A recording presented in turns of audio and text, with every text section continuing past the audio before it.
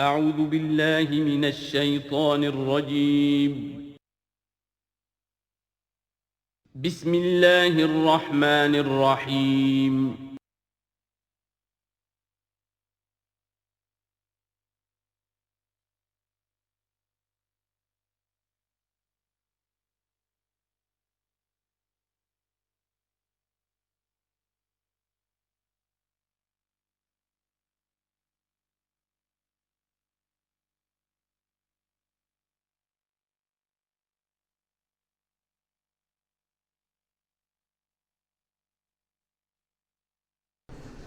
الحمد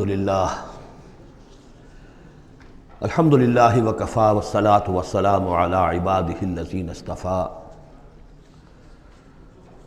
خصوصاً علی افضلہم وخاتم النبیین محمد الامین وعلی آلہ وصحبہ اجمعین اما بعد فقد قال اللہ تبارک وتعالی کما ورد فی سورة المدثر اعوذ باللہ من الشیطان الرجیم بسم اللہ الرحمن الرحیم یا ایہا المدثر قم فانذر وربک فکبر وثیابک فطہر والرجز فاہجر ولا تمنن تستکثر ولربک فاصبر صدق اللہ العظیم رب اشرح لی صدری ویسر لی امری واحلل عقدۃ من لسانی یفقہوا قولی اللہم ربنا الہمنا رشدنا واعذنا من شرور انفسنا اللہم ارنا الحق حقا وارزقنا اتباعہ وارنا الباطل باطلا وارزقنا اجتنابہ اللہم ربنا زدنا ایمانا وہدا وعلما نافعا وعملا صالحا متقبلا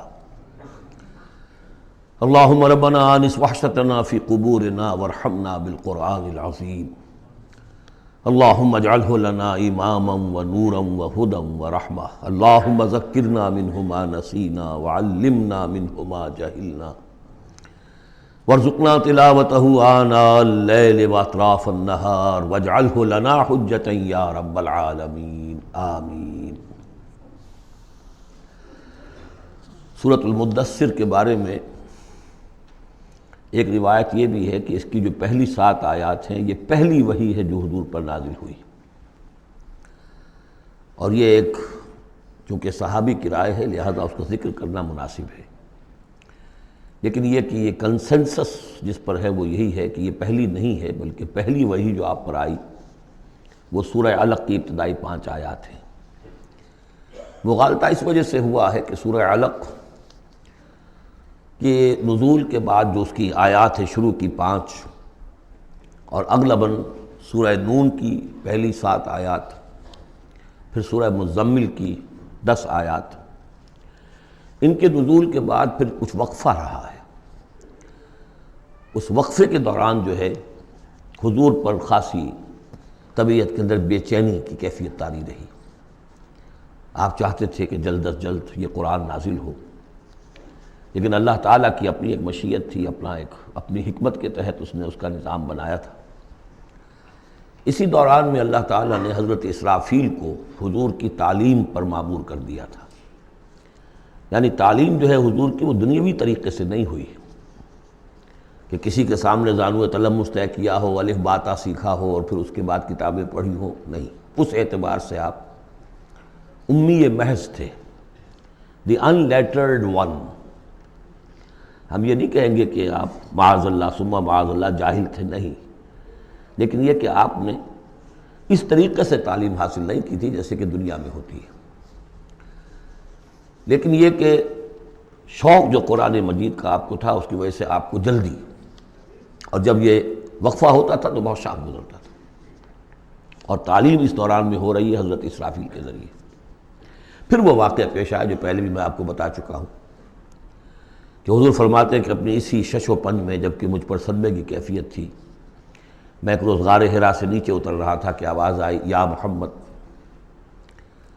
میں نے ادھر ادھر دیکھا، دائیں بائیں پیچھے، سامنے کوئی نظر نہیں آیا، تو کچھ خوف سا طاری ہوا طبیعت پر، بربنائے طبع بشری۔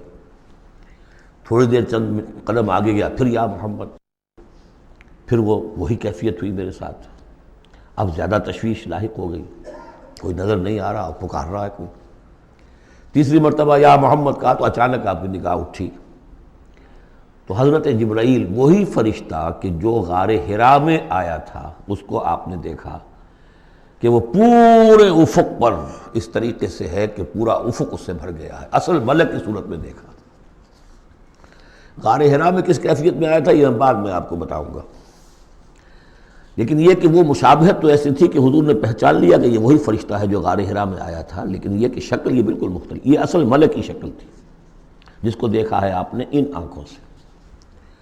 تو اس پر آپ پر دہشت طاری ہوئی ہے اور آپ گھر آئے ہیں، اور آپ پر کپ کپ اسی طاری تھی جیسے پہلی وحی کے وقت ہوئی تھی کیفیت، وہی اس کے بعد بھی ہوئی ہے۔ پھر یہ سورہ مدثر کی یہ 7 آیات آپ پر نازل ہوئی ہے۔ تو اس حوالے سے یہ پہلی وحی ہے، لیکن پہلی وحی ہے پہلی فترت کے بعد، پہلا وقفہ جو ہوا وحی کے اندر، اس کے بعد پہلی وحی ہے۔ اور اس سے جیسا کہ میں آپ کو بتا چکا ہوں آغاز ہوتا ہے حضور کی رسالت کا، جبکہ سورہ علق سے آغاز ہوا ہے حضور کی نبوت کا۔ آغاز نہیں کہنا چاہیے، ظہور ہوا ہے۔ نبی تو پیدائشی طور پر نبی ہوتا ہے، لیکن ظہور کا وقت ہوتا ہے جبکہ پھر وحی کا آغاز ہو۔ تو ظہور نبوت جو ہے وہ ہے سورہ علق کی آیات سے، اور یہ ہے در حقیقت کہ جس سے کہ آپ کی رسالت کا آغاز ہوا ہے۔ اس کا جوڑا تھا سورہ مزمل، وہ ہم نے پڑھ لیا۔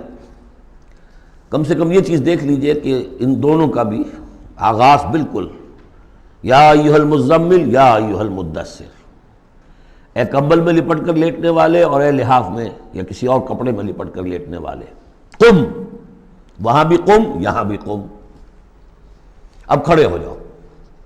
وہاں قیام اللیل، یہاں قیام النہار کہہ لیجئے اس کو، وہ رات کا قیام تھا، یہ دن کا قیام ہے۔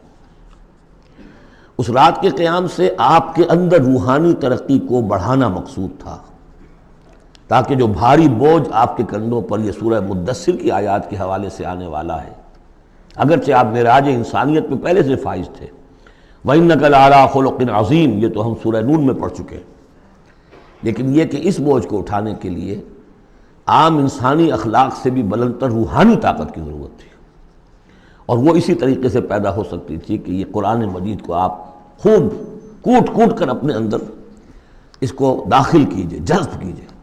رتل القرآن ترتیلا، ہیمر اٹ ڈاؤن۔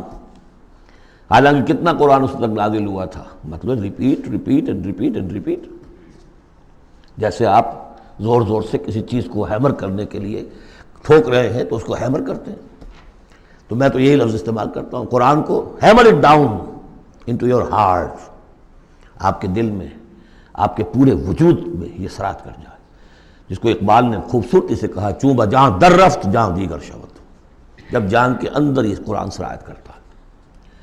اب یہ جو سورہ مدثر ہے، اس میں البتہ اس کی پہلی 3 آیات بڑی اہم ہیں، اور اس کو اچھی طرح سمجھ لیجئے، ایک ایک آیت کو سمجھیے۔ یا ایھا المزمل یا ایھا المدثر، ان دونوں سے ایک بات سمجھ لیجئے کہ حضور کی زندگی کا ایک خاص دور ہے جو ان کے پس منظر میں ہے، جب آپ پر غور و فکر کا، سوچ بچار کا غلبہ ہو گیا تھا۔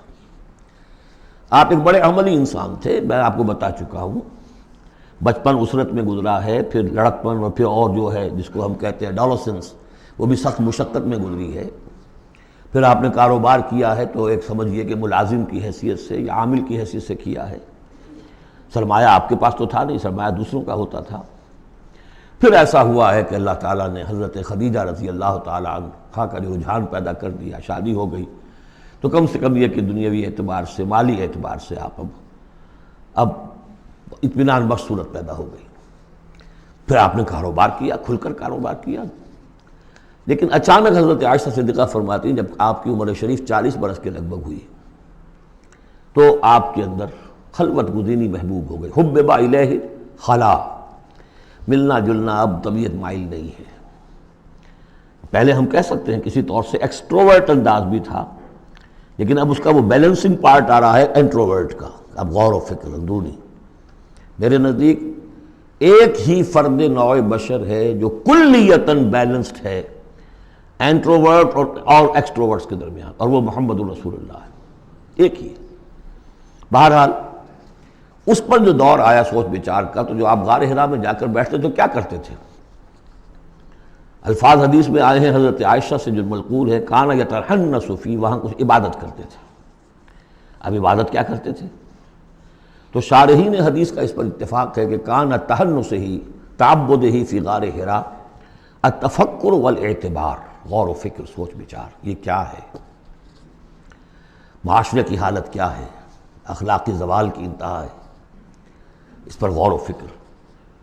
کہ اسی عرصے میں پھر وحی آئی، اس پر ایک اور، اس غور و فکر پر ایک تشویش، ایک بوجھ، ایک ذمہ داری کا احساس، یہ دو چیزیں جب مل گئیں تو اب آپ کی طبیعت میں جب کسی شخص کے اوپر اس طرح سے تفکر کا غلبہ ہو جائے، متفکر ہو جائے وہ، اور وہ پھر کہیں کمبل لیا لیٹ گئے، کہیں اور اسی طریقے سے، تو یہ جو سوچ بچار کا دور تھا اس کی گویا کہ تعبیر کی گئی، یا ایھا المزمل قوم، اب کھڑے ہو جاؤ۔ یہ سوچ بچار کا دور اب ختم ہو جانا چاہیے، اب آپ کی عملی زندگی کا آغاز ہے۔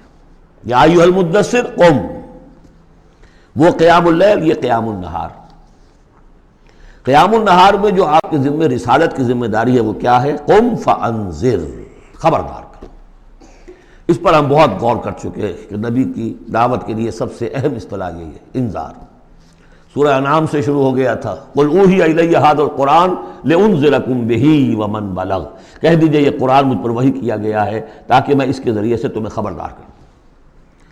تو خبردار کرنا کہ یہ نہ سمجھو کہ بس یہ جیسے حیوانات ہیں، یہاں پیدا ہوئے، چرا چگا، ختم ہو گئے، نسیاں منسیاں ہو گئے، تم حیوان نہیں ہو، کچھ اور ہو، تمہارے اندر اللہ نے اپنی روح پھونکی ہے، عظیم ترین امانت کائنات کی، جسے نہ پہاڑ اٹھا سکے نہ آسمان اٹھا سکے، وہ امانت ہے جو تم نے اٹھائی ہے، اور اس امانت کی جواب دہی ہے، ذمہ داری ہے، اس کی اکاؤنٹیبلٹی ہے، تمہیں سب کو مرنے کے بعد اٹھا لیا جائے گا۔ واللہ لتموتن کما تنامون ثم لتبعثن کما تستيقظون ثم لتحسبن بما تعملون ثم لتجزون بالاحسان احسانا وبالسوء سوءا وانها لجنة ابدا او لنار ابدا۔ یہ ہے انذار، نبی کی دعوت کا نقطہ آغاز انذار آخرت۔ لیکن اس کا ہدف کیا ہے؟ اس کا ہدف جو ہے کوئی خانقاہی نظام بنانا نہیں ہے، اس کا ہدف صرف کوئی تعلیم و تعلم کا نظام قائم کرنا نہیں ہے، ہدف کیا ہے؟ ربک فکبر، اپنے رب کو بڑا کرو۔ کیا مطلب ہے؟ رب تو بڑا ہے، کیا بڑا کریں گے؟ اس کی بڑائی مانی نہیں جا رہی، اس کے خلاف بغاوت ہے۔ ظہر الفساد فی البر والبحر، اس کی بڑائی منواؤ، اس کی بڑائی نافذ کرو۔ اسی کے لیے یہی لفظ ہے، وہ نیوکلیس ہے، جس سے کہ پھر یوں سمجھیے بیج ہے یا گٹھلی ہے، جس سے کہ تمام الفاظ نکلے ہیں۔ اقامت الدین، دین کو قائم کرو، لِیُظْہِرَہُ عَلَى الدِّینِ کُلِّہ، تاکہ اس دین حق کو تمام کے تمام نظام دین پر، نظام زندگی پر نافذ کیا جائے، غالب کیا جائے۔ مختلف اصطلاحات ہیں۔ لِتَکُونَ کلمۃ اللہ العلیٰ، تاکہ اللہ کی بات سب سے اونچی ہو جائے۔ وَیَکُونَ الدِّینُ کُلُّہُ لِلہ، دین کل کا کل اللہ کے لیے۔ یہ سب کیا ہے؟ تکبیر رب، وَرَبَّکَ فَکَبِّر۔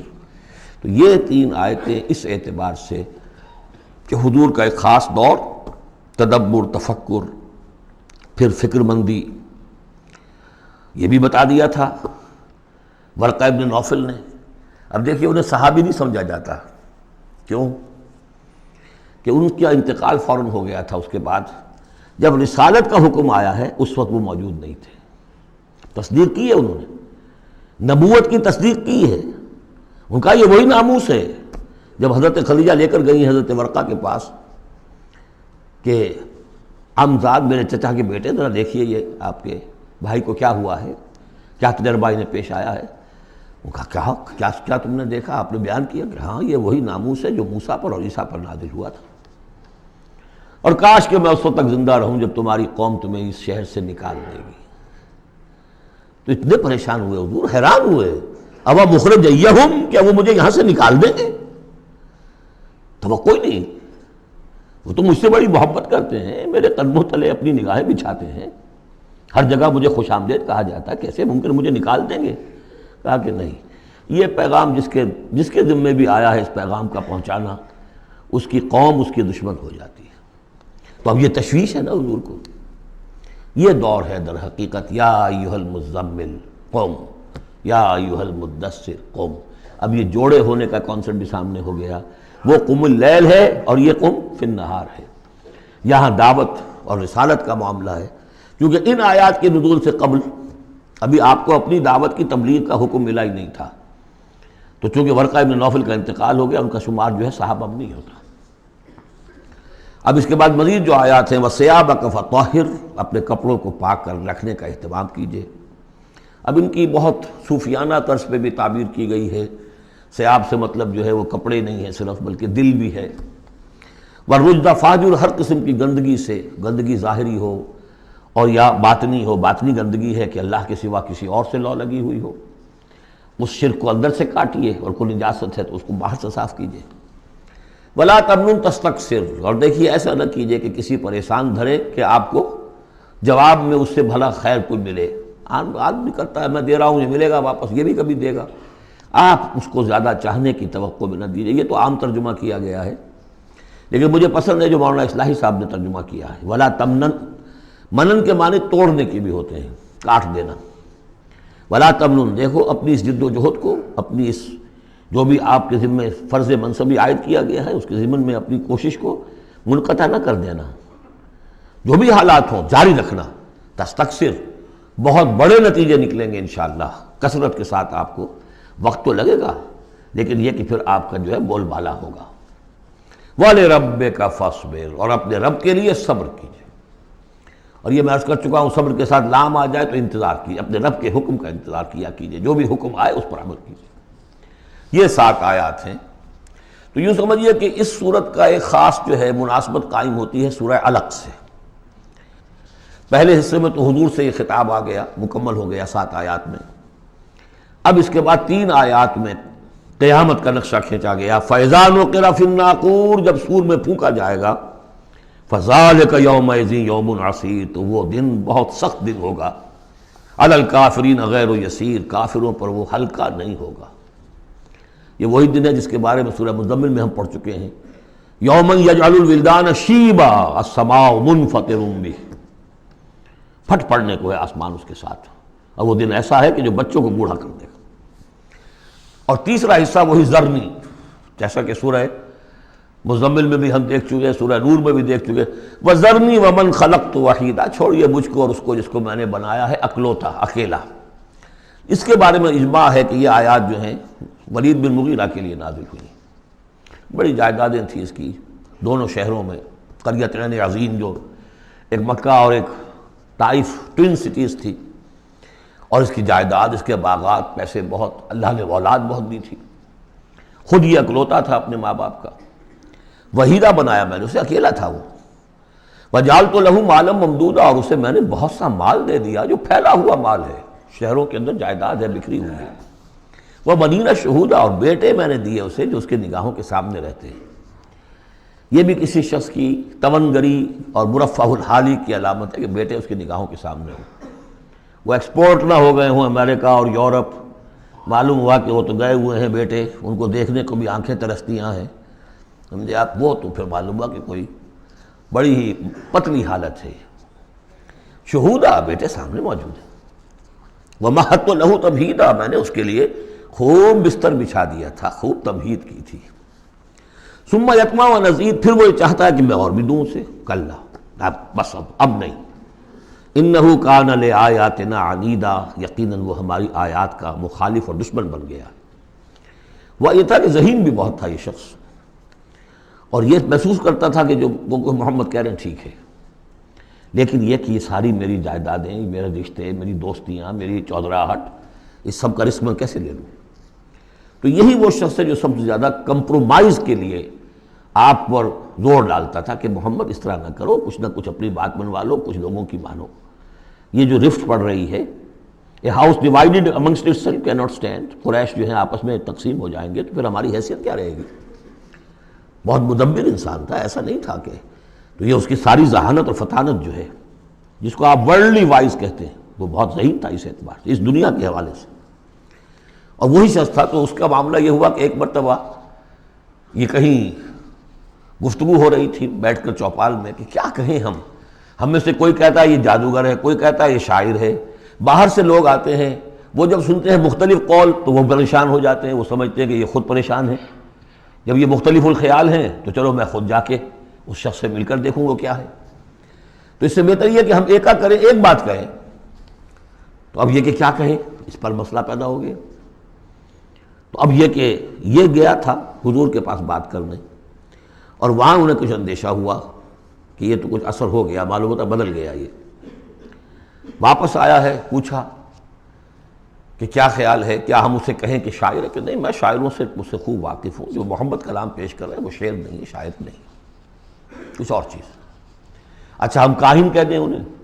کہ نہیں میری کاہنوں سے تعلقات ہیں، دوستیاں ہیں، میں جانتا ہوں کاہنوں کا کردار کیسا ہوتا ہے، کاہن کے قول کیسا ہوتا ہے، وہ ذو معنیین بات کرتے ہیں، ادھر بھی لگ جائے ادھر بھی لگ جائے، یہ کرتا ہے دو ٹوک بات۔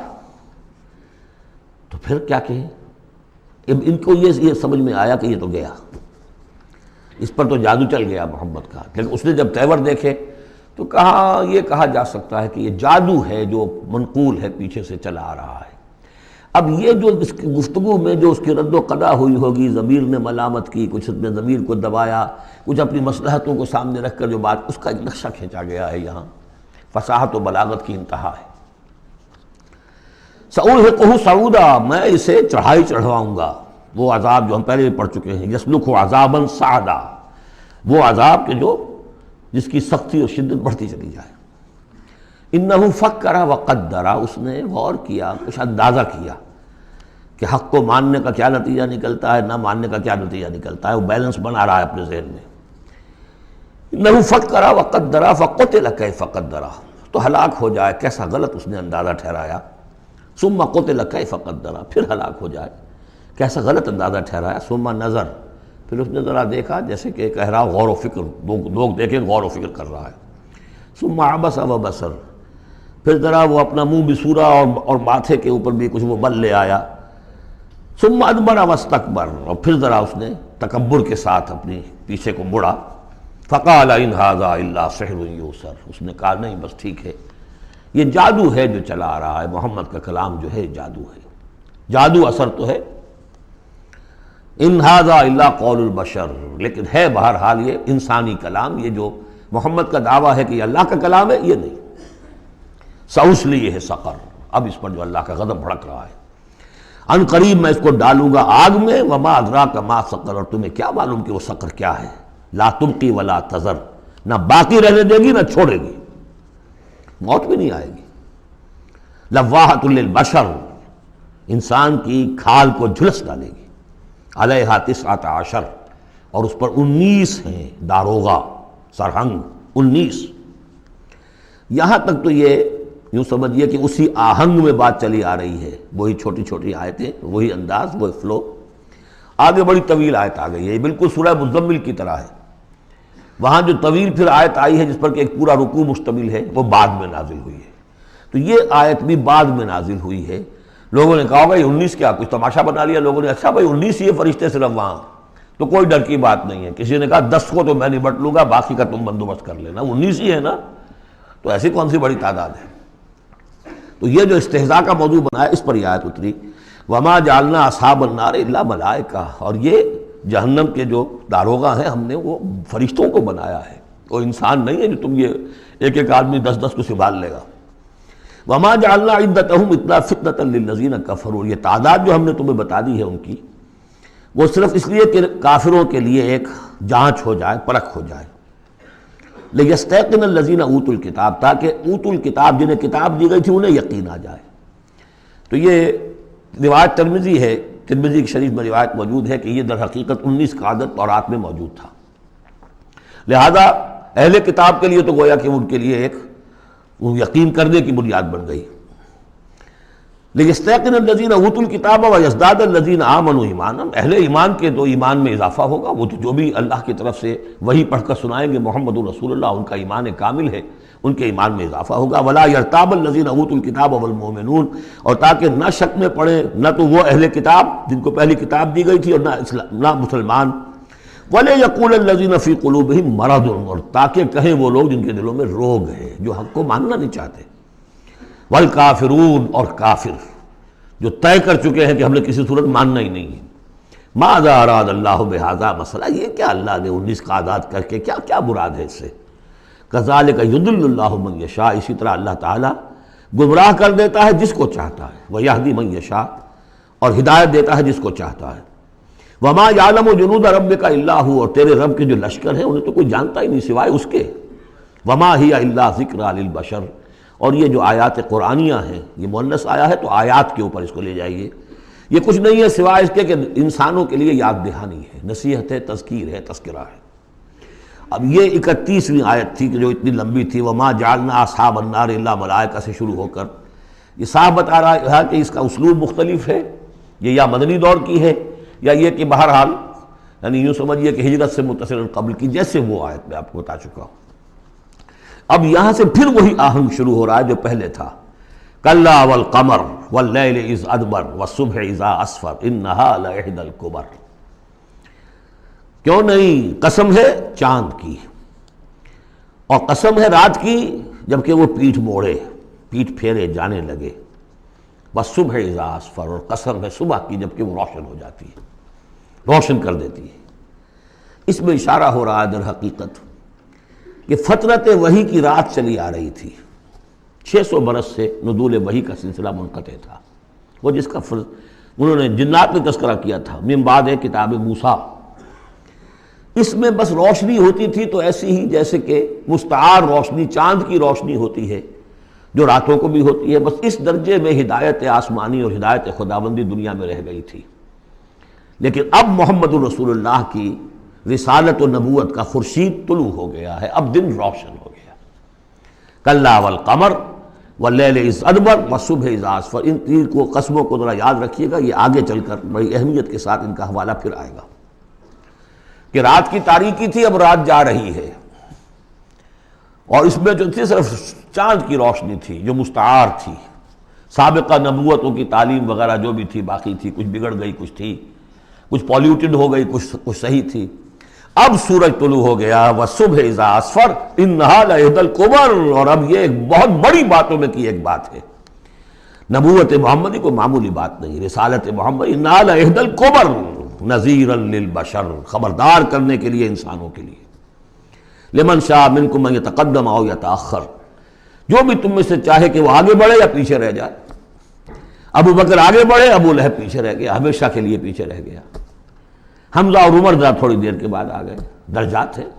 لمن شاء منکم ان یتقدم او یتأخر، جو بھی تم میں سے چاہے تقدم کرے، آگے بڑھے، صدیقیت کا مقام حاصل کر لے، جو شخص چاہے ذرا اور تھوڑی دیر انتظار کر کے آئے گا، والذین تبعوہم بإحسان کے درجے میں آئے گا، سابقون الاولون کے درجے سے نکل جائے گا۔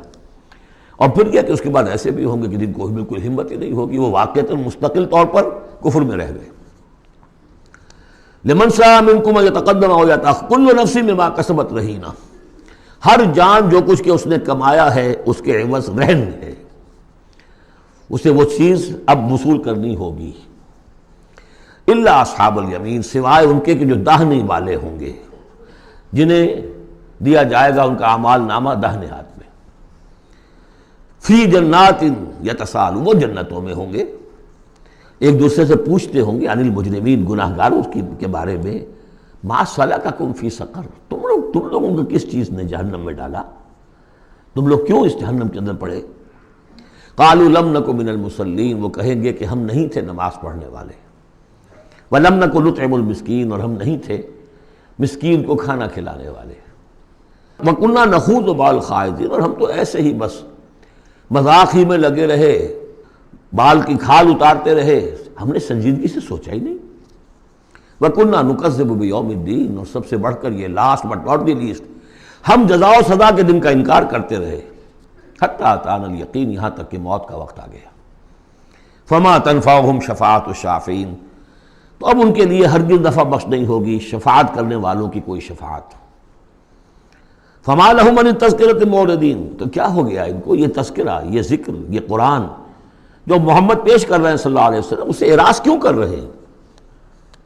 کانہم حمر مستنفرہ، حمر مستنفرہ، ایسے ہیں کہ جیسے یہ گدھے ہیں جو بلک گئے ہیں۔ فرت من قسورہ، شیر کو دیکھا ہو، کبھی آپ نے دیکھا ہوگا ٹیلی ویژن وغیرہ پر، تو افریقہ کا نقشہ دکھایا جاتا ہے کہ ذرا شیر کی آہٹ دیکھتے ہیں اور پھر زیبرے جس طرح بھاگتے ہیں دمڑ دمڑ دمڑ کرتے ہوئے، ان کا پورا غول جو ہوتا ہے، تو وہ ہے اصل میں نقل کہ یہ لوگ جو ہے اس طریقے سے کانہم حمر، کو زیبرے بھی گدھے ہی ہے نا، کانہم حمر مستنفرہ فرت من قسورہ، کسی شیر کو دیکھ کر وہ بھاگتے۔ بل یرید کل امرئ منہم ان یؤتى صحفا منشرہ، اب یہ ان کا استہزائیہ انداز تھا کہ محمد تم کہتے ہو کہ ہمارا حساب کتاب ہوگا، ہم میں سے ہر ایک کو کیوں نہیں دے دیے جاتے ہمارے اعمال نامے، یا یہ کہ یہاں سے مراد یہ ہے کہ جو کتاب تمہارے پاس آئی ہے تو ہمیں کیوں نہیں کتاب دے دی گئی، کھلے ہوئے صحیفوں میں ہم میں سے ہر شخص کے پاس کتاب آ جاتی۔ کلا بل لا یخافون الآخرہ، ہرگز نہیں، یہ جو باتیں بنا رہے ہیں یہ اس لیے کہ آخرت کا خوف نہیں ہے ان کے دل میں۔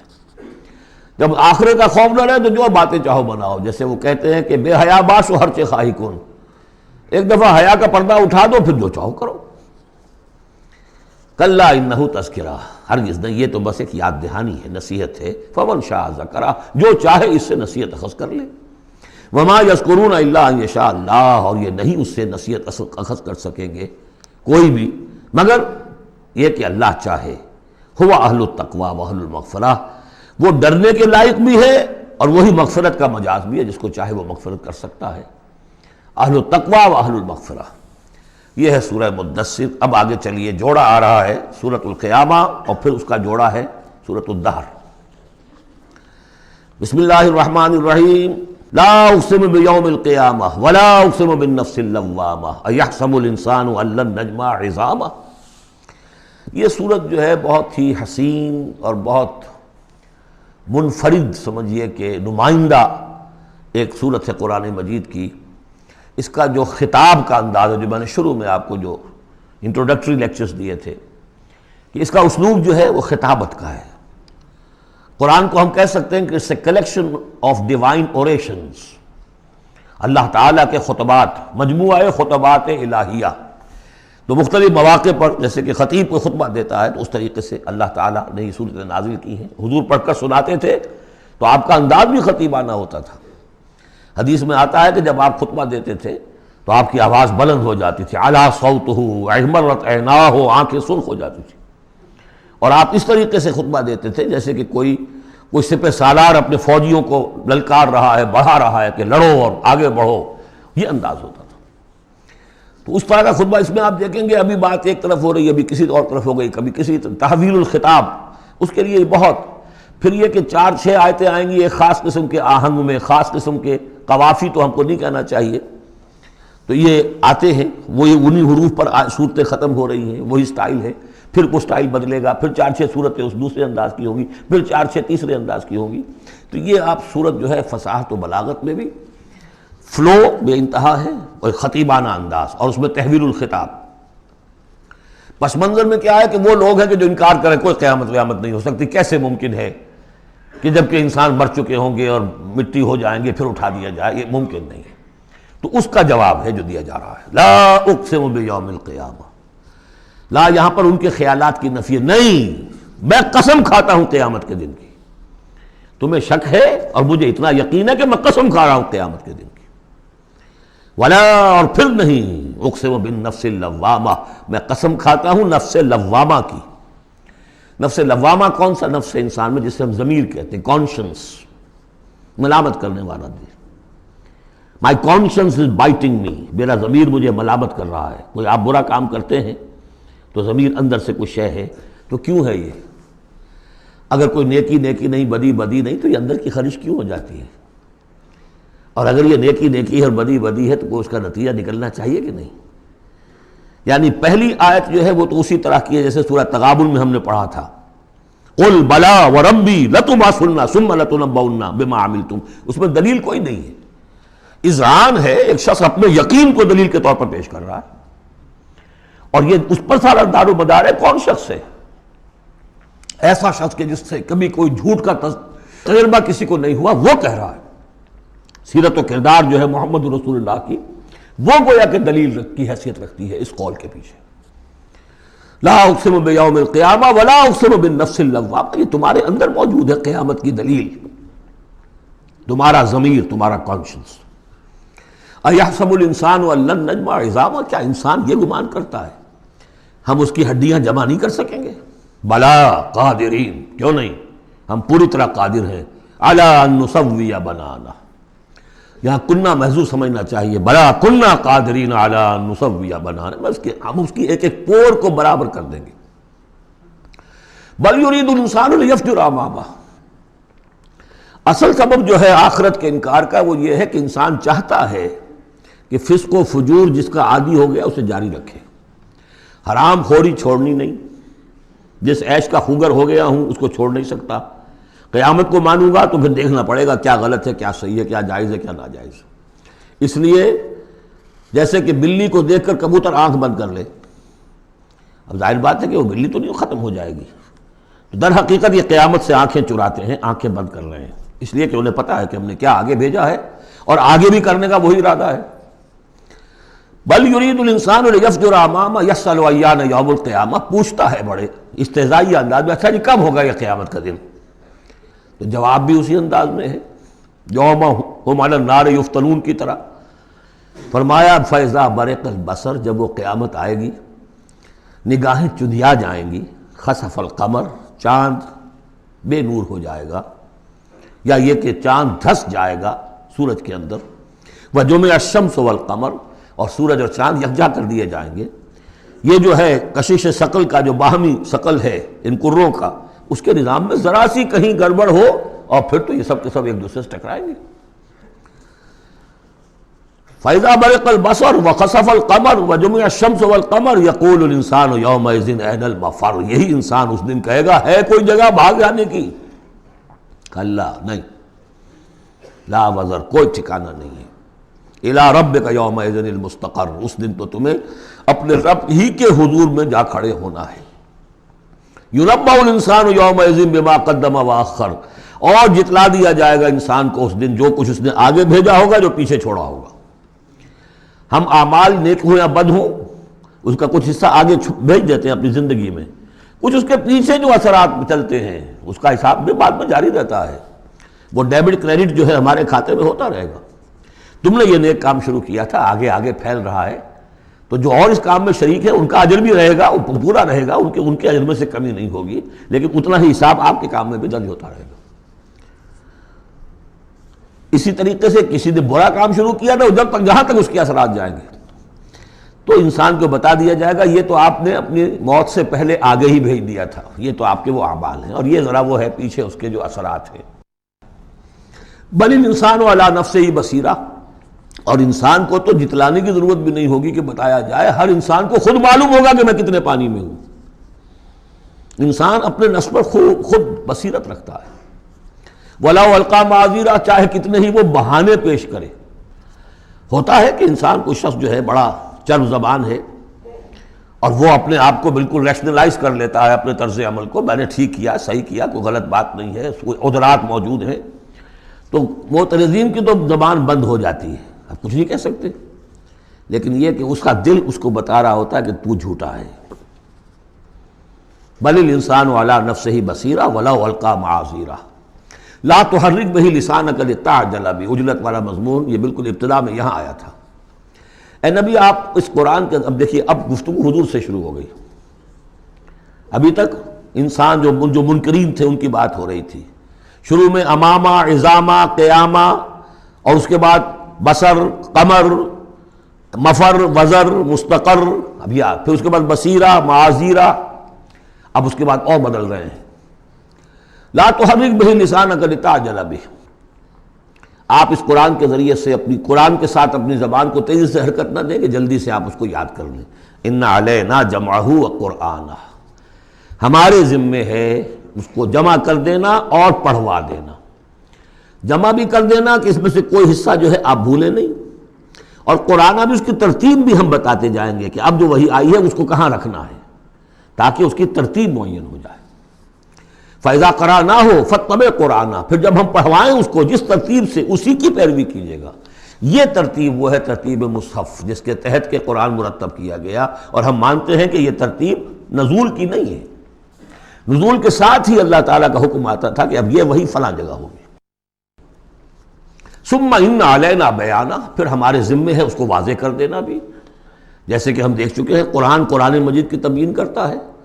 سورہ نساء میں 2 احکام کے بارے میں آئے گا، یستفتونک، اور حالانکہ وہ حکم آ چکا ہے سورہ نساء میں پہلے، لیکن لوگوں نے سوال کیا قل اللہ یفتیکم فی الکلالہ، تو جاؤ اللہ واضح کر دیتا ہے، تم پر ابھی واضح نہیں ہوئی کلالہ کی بات، لو واضح کر دیتا ہے۔ تو قرآن کے اندر بھی بعد میں واضح کر دی گئی چیزیں، اور یہ کہ پھر حدیث جو ہے سب سے بڑی شے ہے کہ جو اس کی بیان کرنے والی ہے۔ جو انزلنا الیک الذکر لتبین للناس ما نزل الیہم، یہ ذکر ہم نے اے محمد آپ پر نازل کیا ہے تاکہ آپ واضح کریں اس کو ان لوگوں کے لیے جن کے لیے ہم نے اسے نازل کیا ہے۔ نازل آپ پر کیا ہے، صرف آپ کے لیے تو نہیں کیا ہے آپ پر، نازل کیا ہے لوگوں کے لیے۔ اب ان کو واضح کرنا، اس کے اندر کہیں اگر کوئی اشکال ہو تو اسے حل کرنا، کہیں کوئی اگر اجمال ہے تو اس کی تفصیل بیان کرنا، یہ آپ کا کام۔ کلا بل تحبون العاجلہ، کوئی نہیں، تمہارا اصل مرض یہ ہے کہ تم عاجلہ سے محبت کرتے ہو، یہ اس دنیا کی زندگی سے محبت کرتے ہو۔ دیکھیے اب پھر خطاب شروع ہو گیا کفار سے۔ وتذرون الآخرہ، اور آخرت کو تم چھوڑ دیتے ہو، نظر انداز کر دیتے ہو۔ وجوہ یومئذ ناظرہ، حالانکہ بہت سے چہرے اس دن ہوں گے تر و تازہ، میدان قیامت میں کھڑے ہوں گے تو جیسے اسکول چلڈرن کھڑے ہوتے ہیں اپنا رزلٹ سننے کے لیے، تو بعضوں کے چہرے کھلے ہوتے ہیں، پہلے سے معلوم ہے انہیں کیا کچھ کر کے آئے تھے، اور بعض کے چہروں کے اوپر دھواں ہے، اس لیے ہے کہ انہیں پتا ہے کہ کیا ہی کچھ نہیں تھا، فیل تو ہونا ہی ہونا ہے۔ تو چاہے اب رزلٹ ڈکلیئر نہیں ہوا، رزلٹ ان کے چہروں پر لکھا ہوا ہے۔ تو وجوہ یومئذ ناظرہ، بہت سے چہرے ہوں گے تر و تازہ، الی ربہا ناظرہ، اپنے رب کی طرف دیکھتے ہوئے۔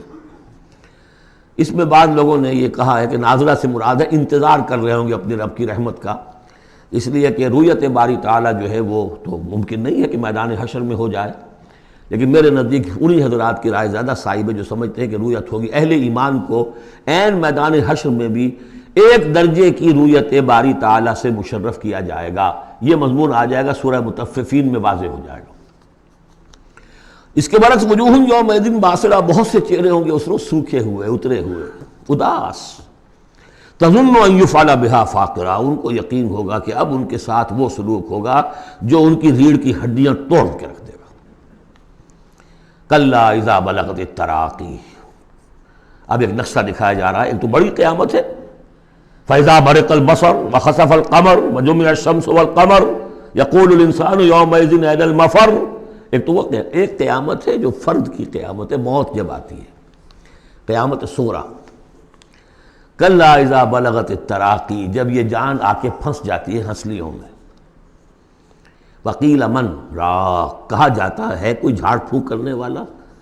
بڑے بڑے ریشنلسٹ بھی اس مرحلے پر آ کر، بابا ڈاکٹروں نے جواب دے دیا، حکیموں نے جواب دے دیا، چلو کوئی تعویذ گنڈا کچھ ہو کہیں سے، کوئی جھاڑ پھونک کوئی تو ہو، کسی طریقے سے ہو، تو آخری درجے میں وہ بھی انسان چیخ پکار کر لیتا ہے۔ قیل من راق، ہے کوئی جھاڑ پھونک نہ کرنے والا۔ وظن انہ الفراق، اور گمان ہو گیا اس کو کہ اب تو فراق ہے، جانا ہے، یہ گھر بھی چھوڑنا ہے جو بڑے چاؤ سے بنایا تھا، اور یہ آل اولاد کو بھی چھوڑ کر جانا ہے۔ والتفت الساق بالساق، اور وہ جو جان کندنی کا عالم ہوتا ہے تو پنڈلی پنڈلی سے لپٹ رہی ہے، جان نکلنی شروع ہوتی ہے جسم کے نچلے حصے سے۔ الی ربک یومئذ المساق، اس دن تو تمہیں اپنے رب ہی کی طرف دھکیلے جانا ہے۔ پھر بدل گئے قوافی، فلا صدق ولا صلی، تو نہ اس نے تصدیق کی نہ نماز پڑھی، ولیکن کذب وتولی، بلکہ جھٹلا دیا اور پیٹھ موڑ لی۔ تصویر لفظی ہے جو نقشہ اس وقت ہوتا تھا۔ ثم ذهب الى اهله يتمطى، اور پھر چلا اپنے گھر والوں کے پاس اکڑتا ہوا جا رہا ہے۔ حضور کی بات کو تو نظر انداز کر دیا، امشو، چلو چلو یہاں سے، واسبروا علی آلہتکم، صبر کرو، جا کے جمے رہو اپنے آلہہ پر۔ ذهب الى اهله يتمطى، اولا لك فاولا ثم اولا لك فاولا، افسوس ہے تجھ پر اور افسوس ہے تجھ پر، اور پھر افسوس ہے تجھ پر، اور پھر افسوس ہے تجھ پر۔ اَیَحْسَبُ الْإِنسَانُ أَن يُتْرَكَ سُدًى، کیا انسان یہ سمجھتا ہے کہ اسے یوں ہی چھوڑ دیا جائے گا؟ کوئی باز پرس نہیں، کوئی حساب کتاب نہیں، کوئی جواب طلبی نہیں، کوئی اجر نہیں، کوئی سزا نہیں، کوئی جزا نہیں۔ الم یکن نطفۃ من منی یمنی، کیا نہیں تھا وہ ایک گندے پانی کی بوند جو ٹپکائی گئی؟ ثم کان علقا، پھر وہ ایک جونک کے مانند تھا کہ جو رحم مادر کے دیوار کے ساتھ چمٹی ہوئی تھی۔ علقۃ فخلق فسوی، پھر اسی کو اس نے بنایا، اسی میں نقش و نگار بنا دیے، اسی میں آنکھیں آ گئیں، اسی میں کان آ گئے، اسی میں کیا کیا بنایا۔ فی ظلمات ثلاث، تین پردوں کے اندر۔ فجعل منہ الزوجین، اسی سے بنا دیے، کسی کو نر، کسی کو مادہ، کسی کو مؤنث، کسی کو مذکر۔ الیس ذلک بقادر علی ان یحیی الموتى، عقل کے اندھو یہ سوچو وہ ہستی جو یہ سب کچھ کر رہی ہے وہ اس پر قادر نہیں ہوگی کہ مردہ کو زندہ کر دے؟ جو تمہارا مشاہدہ ہے گندے پانی کی ایک بوند سے، افلاطون بھی اسی سے آ گیا، اور بقراط بھی، اور سقراط بھی، اور ظاہر بات ہے انبیاء بھی وہیں سے آئے ہیں۔ کہاں سے آئے ہیں؟ ایک ہی استثناء ہے نا، حضرت عیسیٰ علیہ السلام کا، باقی تو سب کہاں سے آئے؟ وہیں سے آئے۔ سارے اولیاء اللہ کہاں سے آئے؟ وہیں سے آئے۔ گندے پانی کی بوند، اس سے کیا کچھ وہ بناتا ہے؟ تو تمہارا یہ خیال ہے کہ وہ مردہ کو زندہ نہیں کر سکے گا، اتنا عاجز ہو گیا۔ فعینا بالخلق الاول بل ہم بالخلق الجدید۔ اس کے بعد جیسا کہ یہ سوال ہے، بلا کیوں نہیں؟ پروردگار یقیناً الیس ذلک بقادر بلا نشہد انک قادر علی ان تحیی الموتى، ہم اس پر گواہ ہیں۔ سورۃ الدہر۔ اب دیکھیے جس مضمون سے سورہ قیامہ ختم ہوئی تھی، جوڑا وہاں سے شروع ہو رہا ہے۔ بسم اللہ الرحمن الرحیم۔ هل اتى على الانسان حین من الدہر لم یکن شیئا مذکورا، کیا انسان پر نہیں آیا تھا ایک وقت ایسا بھی، اس دہر میں سے، اس زمانے میں سے انسان نکلا ہے نا۔ قلزم ہستی سے تو ابرا ہے مانند حباب، تو قلزم ٹائم، اس ٹائم کا بھی ایک بہت بڑا سمندر ہے، اسی سے ہم ابل کر آئے ہیں۔ هل اتى على الانسان حین من الدہر لم یکن شیئا مذکورا، قابل ذکر شے ہی نہیں تھا وہ، کوئی پسند کرتا ہے اس کا ذکر کرنا؟ اب کیا کرے، قرآن میں تو لفظ آتا ہے، اس کو ہمیں ترجمہ کرنا پڑتا ہے، ورنہ ظاہر بات ہے کہ آدمی پسند بھی نہیں کرتا کہ اس کا ذکر کیا جائے۔ اس چیز سے لم یکن شیئا مذکورا، وہ شے جو زبان پہ لانے کے لائق نہیں ہے، اس سے پیدا کیا گیا۔ انا خلقنا الانسان من نطفۃ امشاج، ہم نے انسان کو پیدا کیا ہے ملے جلے نطفے سے۔ اب بتائیے کہ اس کو کیا سمجھا ہوگا پہلے، جبکہ معلوم نہیں تھا۔ امشاج، ملا جلا، مرد کی طرف سے سپرمیٹوزوان آ رہا ہے، ماں کی طرف سے اووم آ رہا ہے، ان دونوں کے اجتماع سے پھر وہ زائگوٹ وجود میں آتا ہے، نبتلی ہے، اور پھر اس کو ہم مختلف ادوار میں سے گزار رہے ہیں، نطفہ اور علقہ اور مضغہ، ہم الٹتے پلٹتے رہے اسے، یا اس کا یہ مطلب یہ بھی ہے کہ ہم نے یہ تخلیق کی ہے اسے جانچنے کے لیے، پرکھنے کے لیے، ابتلا کے لیے۔ فَجَعَلْنَاهُ سَمِيعًا بَصِيرًا، پھر ہم نے اس کو بنا دیا سننے والا، دیکھنے والا۔ اِنَّا هَدَيْنَاهُ السَّبِيلَ، اور پھر ہم نے اسے راہ سجھا دی۔ فطرت کے اندر وہ راہ کی ہدایت موجود ہے، ایمان ہے ہماری روح کے اندر۔ هَدَيْنَاهُ السَّبِيلَ، ہم نے وہ راستہ دکھایا ہوا ہے اس کو، اندھا بہرا نہیں بھیجا دنیا کے اندر، ایک اسے ظاہری آنکھ دی ہے، ایک باطنی آنکھ بھی دی ہے اسے، روح پھونکی ہے اس میں۔ انا ہدینا سبیل، اور اس کے بعد اس کو آزادی دے دی، اما شاکرا و اما کفورا، چاہے تو شکر گزار بن کر زندگی گزارے اور چاہے ناشکرا ہو کر۔ البتہ ان دونوں حالتوں میں انجام مختلف ہوگا۔ انا اعتدنا للکافرین سلاسل واغلالا وسعیرا، کافروں کے لیے ہم نے تیار کر رکھی ہے زنجیریں اور طوق اور دہتی ہوئی آگ۔ اس کے برعکس ان الابرار یشربون من کاس کان مزاجھا کافورا، ہمارے نیکوکار بندے جو ہوں گے وہ پئیں گے اس پیالے میں سے جس میں کافور کی ملونی ہوگی، شراب طہور اور اس میں کافور ملی ہوئی۔ عین یشرب بہا عباد اللہ یفجرونہا تفجیرا، اور یہ چشمہ ہوگا جس کے پاس بیٹھ کر، جس کے کنارے بیٹھ کر پئیں گے اللہ کے بندے، اور وہ اس چشمے کو جس طرح چاہیں گے اپنے اپنے علاقوں کے اندر اس کی شاخیں نکال کر لے جائیں گے۔ یوفون بالنذر، وہ نذر کو پورا کرتے ہیں۔ وَيَخَافُونَ يَوْمًا كَانَ شَرُّهُ مُسْتَطِيرًا، اور ڈرتے رہتے ہیں اس دن سے جس کا کہ شر پھیل جانے والی شے، قیامت کا دن۔ وَيُطْعِمُونَ الطَّعَامَ عَلَىٰ حُبِّهِ مِسْكِينًا وَيَتِيمًا وَأَسِيرًا، اور کھانا کھلاتے ہیں وہ اس کی محبت پر یا اس کی محبت کے علی الرغم، دونوں ترجمے اس کے، اللہ کی محبت میں کھلاتے ہیں کھانا، یا اس کھانے یا مال کی محبت کے علی الرغم کھلاتے ہیں۔ نفس میں تو اس کے بخل ہے، شوق ہے، لیکن یہ کہ اس شوق کے خلاف وہ کام کر رہا ہے، حل چلا رہا ہے اپنے اس دل کے اندر۔ متصدقین ان المصدقین والمصدقات وقرضوا اللہ قرضا حسنا مسکینا ویتیما واسیرا، مسکین کو، یتیم کو اور اسیر کو۔ انما نطعمکم لوجہ اللہ، یہ بھی کہتے جاتے ہیں ہم آپ کو یہ کھانا کھلا رہے ہیں صرف اللہ کو راضی کرنے کے لیے، لا نرید منکم جزاء ولا شکورا، آپ سے ہمیں نہ کوئی بدلہ چاہیے یہاں تک کہ شکریہ بھی نہیں چاہیے، ہم تو جو کام کر رہے ہیں صرف اپنے رب کو راضی کرنے کے لیے۔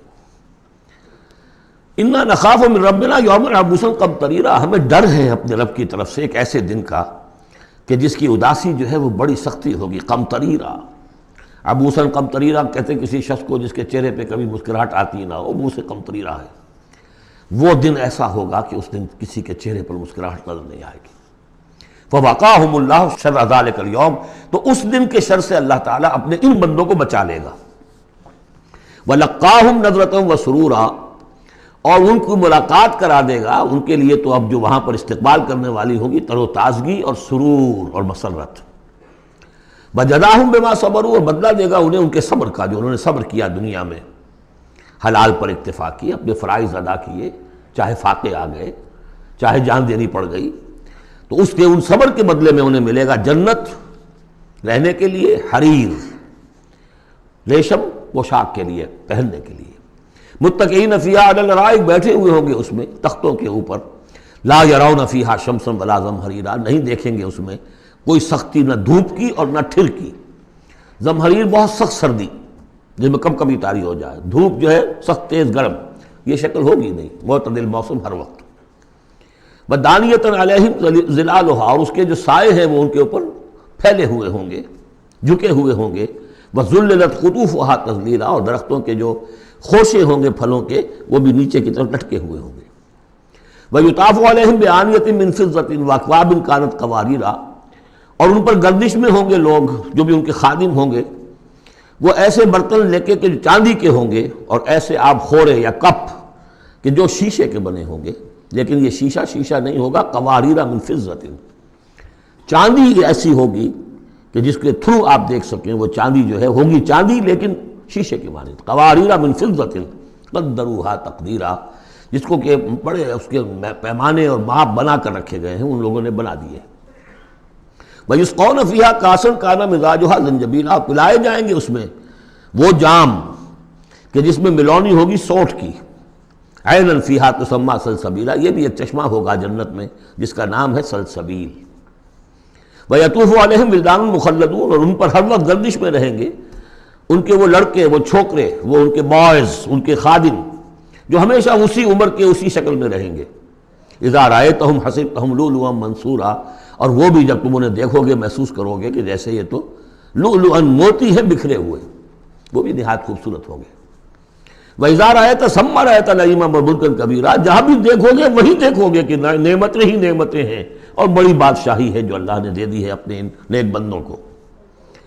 عالیہم ثیاب سندس خضر واستبرق، ان کے اوپر ہوں گے کپڑے باریک ریشم کے، سبز واستبرق، اور گاڑھے کے، نیچے کے جسم کے لیے گاڑھا لباس اور اوپر کے لیے باریک لباس۔ وَأَحُلُّوا أَسَاوِرَ مِن فِضَّةٍ، اور انہیں کنگن پہنائے جائیں گے چاندی کے۔ وَسَقَاهُمْ رَبُّهُمْ شَرَابًا طَهُورًا، اور پلائے گا انہیں ان کا پروردگار پاک مشروب، شراب جو پاک ہوگا۔ إِنَّ هَذَا كَانَ لَكُمْ جَزَاءً، اور کہا جائے گا یہ آپ لوگوں کا بدلہ ہے۔ وَكَانَ سَعْيُكُمْ مَشْكُورًا، اور یقیناً آپ کی جد و جہد، آپ کی بھاگ دوڑ دنیا میں جو آپ نے کی اللہ کے لیے، اللہ کے دین کے لیے، وہ سفل ہوئی، مقبول ہو گئی، اس لیے آپ کو یہ چیزیں بدلے میں ملی۔ اِنَّا نَحْنُ نَزَّلْنَا عَلَيْكَ الْقُرْآنَ تَنزِيلًا، اے نبی ہم نے آپ پر اس قرآن کو اتارا ہے بطرز تنزیل، تھوڑا تھوڑا کر کے۔ فَاصْبِرْ لِحُكْمِ رَبِّكَ، بس انتظار کیجئے اپنے رب کے فیصلے کا، یعنی آپ جلدی نہ کیجئے، یہ وہاں اس کے مقابلے میں آ گیا۔ وَلَا تُحَرِّكْ بِهِ لِسَانَكَ لِتَعْجَلَ بِهِ إِنَّ عَلَيْنَا جَمْعَهُ وَقُرْآنَهُ، ہم نے اسے بطور تنزیل ہی نازل کرنا ہے، تو آپ ذرا انتظار کیا کیجئے رب کا ولا تطع منہم آثما او کفورا۔ اور یہ جو کشاکش اب شروع ہو رہی ہے اس میں بھی آپ کو بہت صبر کرنا پڑے گا، نہ صرف قرآن کے لیے صبر کرنا پڑے گا ان تمام اس سارے کشاکش میں، لیکن یہ کہ آپ کسی گناہگار اور ناشکرے کی بات سنیے ہی نہ، ان کی باتوں پر دھیان ہی نہ دیجیے۔ وَاذْكُرِ اسْمَ رَبِّكَ بُكْرَةً وَأَصِيلًا، اور اپنے رب کے نام کی مالا جپا کیجیے صبح شام۔ وَمِنَ اللَّيْلِ فَاسْجُدْ لَهُ، اور رات کے ایک حصے میں اس کے لیے سجدہ کیا کیجیے۔ وَسَبِّحْهُ لَيْلًا طَوِيلًا، اور رات کے بڑے حصے میں تسبیح کیجیے۔ یہ وہی حکم چلا رہا ہے، ابھی ابتدائی دور کا ہے چونکہ، تو ابتدائی دور میں تو یہ نمازیں 5 وقتہ نہیں تھے، سارا معاملہ رات ہی کا تھا۔ سورہ مزمل سے چلا آ رہا ہے معاملہ، قم اللیل الا قلیلا نصفہ وانقص منہ قلیلا او زد علیہ ورتل القرآن ترتیلا، تو لیلا طویلا۔ بعد میں جب 5 وقتہ نماز کا نظام آ گیا پھر اب اس کو مختصر کر کے تہجد، اور وہ بھی سب کے لیے نہیں، وہ بھی حضور کے لیے فرمایا نافلۃ لک، ومن اللیل فتہجد بہ نافلۃ لک، حضور کے لیے تو وہ بھی بمنزلہ فرض تھی، لیکن باقی لوگوں کے لیے نفل ہے، وہ جو چاہیں کریں، لیکن حضور کے لیے بھی وہ نفل جو ہے وہ فرض کے حکم میں ہے، یعنی نفلی فرض ہے، وہ اضافی فرض ہے کہ باقی سب نمازیں فرض ہیں ہی ہے، ایک اضافی فرض ہے آپ کے لیے نافلۃ لک، باقی سب کے لیے وہ نفل ہے۔ ان ہؤلاء یحبون العاجلۃ ویذرون وراءہم یوما ثقیلا، یہ لوگ اصل میں دنیا کو دنیا سے محبت کرتے ہیں۔ دیکھیے وہی مضمون آ گیا جو سورہ قیامہ میں، کلا بل تحبون العاجلۃ وتذرون الآخرہ وجوہ یومئذ ناظرۃ الی ربہا ناظرہ۔ تو ان ہؤلاء یحبون العاجلۃ ویذرون وراءہم یوما ثقیلا، یہ محبت کرتے ہیں اس عاجلہ سے، اس نقد زندگی سے، فوری زندگی کو، اور چھوڑے بیٹھے ہوئے ہیں جو ان کے پیچھے ایک بڑا بھاری دن آنے والا ہے قیامت کا دن، اس کا تصور نکالا ہوا ہے۔ یوما یجعل الولدان شیبا السماء منفطر بہ وراءہم یوما ثقیلا، جو ان کے پیچھے بھاری دن ہے۔ نحن خلقناہم وشددنا اسرہم، ہم نے ہی ان کو تخلیق فرمایا اور ان کے جوڑ خوب مضبوط باندھے ہیں۔ وَإِذَا شِئْنَا بَدَّلْنَا أَمْثَالَهُمْ تَبْدِيلًا، جب چاہیں گے ان جیسے اور لے آئیں گے ان کو بدل کر۔ یہ تیسرا مقام ہے کہ جس سے دلیل یہ ملتی ہے کہ جب باعث بادل موت ہوگا تو ہم جیسے ہمارا جسم ہے ویسا ہی جسم ہمیں دیا جائے گا۔